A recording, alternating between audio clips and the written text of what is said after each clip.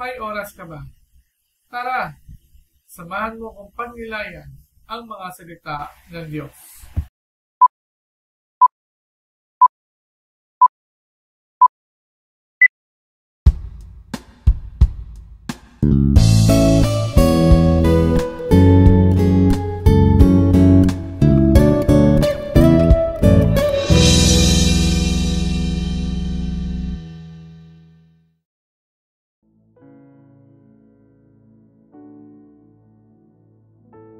Ang mabuting balita ng Panginoon ayon kay San Lucas. Noong panahong iyon, tinanong si Juan ng mga tao, "Kung gayon, ano po ang dapat naming gawin? Kung meron kang 2 baro, bigyan mo ng isa ang wala. Ganyan din ang gawin ng may pagkain." Tugon niya. Dumating din ang mga publikano upang pabinyag at itanong nila sa kanya, "Guro, ano po ang dapat naming gawin?" Sumagot siya, "Huwag kayong sumingil ng higit sa dapat singilin." Tinanong din siya ng mga kawal, "At kami, ano naman ang dapat naming gawin?" "Huwag kayong manghingi kaninuman sa pamamagitan ng pamimilit o pagpaparatang ng di totoo. Masiyahan kayo sa inyong sahod." Sagot niya. Naghari sa mga tao ang pananabik sa pagdating ng Mesiyas, at ang akala ng marami si Juan ang kanilang hinihintay. Kaya't sinabi ni Juan sa kanila, "Binibinyagan ko kayo sa tubig, ngunit ang darating na kasunod ko ang magbibinyag sa inyo sa Espiritu at sa apoy. Siya'y makapangyarihan kaysa sa akin, at hindi ako karapat-dapat magkalag ng tali ng kanyang panyapak. Hawak niya ang kanyang kalaykay upang alasin ang dayami. Titipunin niya ang trigo sa kanyang kamalig, ngunit ang ipay susunugin sa apoy na di mamamatay kailanman." Ang mabuting balita ng ating kaligtasan.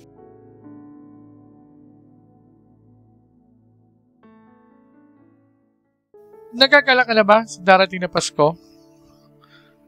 Mga kapanampalataya, tayo ay nasa 3 linggo ng Adbyento. Ito ay mas kilala sa tawag na Gaudete Sunday o Linggo ng Kagalakan. Ilang araw na lang at ipagdiriwang na natin ang Kapaskuhan. Kung kaya't ang kandila sa mga simbahan natin sa Advent Treat ay pink o rosas, ay sinindihan. At ito ay tanda ng kasiyahan, kagalakan, pananabik sa pagdating ng manunubos. Iba-iba ang nagiging emosyon natin. Marami sa atin nasisiyahan at nagagalak sa panahon nito.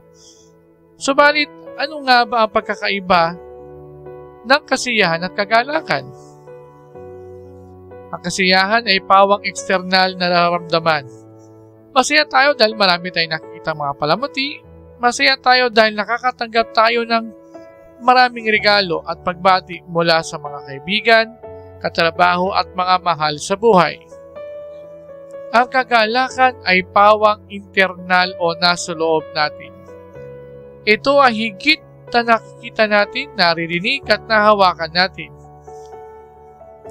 Nagagalak tayo dahil may malalim na dahilan kung bakit natin ito nararamdaman. Sa pagdiriwang natin ng Kapaskuhan, marami tayong nakikita ng mga palamuti, mga dekorasyon, mga material na bagay. Nakakarinig ng mga magagandang mga awiting pamasko. Subalit, minsan yung iba sa atin ay nalilimutan ng dahilan kung bakit tayo nagdiriwang ng Kapaskuhan. Nalilimutan natin ang malalim na dahilan ng ating mga pagdiriwang. At ito ay si Jesus. Sa mga dekorasyon natin sa mga bahay, sa mga malls, opisina, eskwelahan, at iba pang mga lugar, ang sentro o ang pinakamalaking karakter ay si Santa Claus. Na tila si Santa Claus ang tunay na dahilan na pagkakaroon natin ng Pasko. Kung mayroon mang mga bilin, ito ay napakaliit lang. Nakakalungkot dahil marami sa atin iniiba na ang dahilan ng pagdiriwang ng Kapaskuhan. May mga lugar pa nga sa mundo na ayaw nang gamitin ang salitang Christmas, kung hindi mas gusto nilang gamitin ang holiday sa pagbati nila. Marami sa atin ang katulad ng nasa ebanghelyo natin ng mga Hudyo noong panahon ni Juan Bautista. Nagalak sila dahil sa kanilang paniniwala na si Juan na ang iniintay nilang Mesiyas. Pero maganda ang naging tugon niya. Hindi niya kinuha ang credit, bagkus nanatili siyang mapagkumbaba at binanggit niya na may mas higit pa nga sa kanya at yun ang kanilang iniintay. Sinabi pa nga niya na hindi nga siya karapat-dapat na magtanggal ng tali ng panyapak ni Jesus. Noong panahon ng unang Pasko, hindi naman materialoso. Walang mga palamuti, walang kasaganahan, walang mga party sa regalo. Ito ay payak lang. Subalit na puno naman ang kagalakan ng lahat ng nakasaksi dahil sa pagkapanganak ni Jesus. Harinawa, sa patuloy na pagkahanda natin sa Kapaskuhang ito, huwag natin kalimutan ang tunay na dahilan ng pagdiriwang natin. At ito ay si Jesus. Magalak tayo dahil kay Jesus.